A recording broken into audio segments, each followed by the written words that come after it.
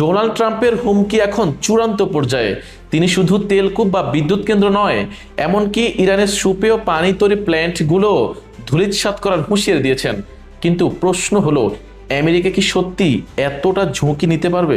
Trump হুঁশিয়ারি দিয়েছিলেন, Iran যদি চুক্তিতে না আসে তবে তিনি মার্কিন সামরিক শক্তি ব্যবহার করে দেশটির সব বিদ্যুৎ কেন্দ্র, তেলকূপ ও খারক দ্বীপ ধূলিসাৎ করে দেবেন।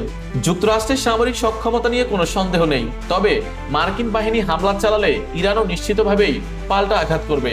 আর সেই আঘাতের লক্ষ্যবস্তু হতে পারে পারস্য উপসাগরীয় অঞ্চলে যুক্তরাষ্ট্রের মিত্র দেশগুলো। এমনটা ঘটলে বিশ্ববাজারে চরম ধস নামবে এবং ভয়াবহ মন্দার ঝুঁকি আরও বাড়বে। ওয়াশিংটনের হাতে অবশ্য এখনো একটি বড় তরফের তাস রয়ে গেছে। তারা চাইলে ইরানের তেল রপ্তানি ও অর্থনীতির উপর থেকে কঠোর নিষেধাজ্ঞা তুলে নিতে পারে।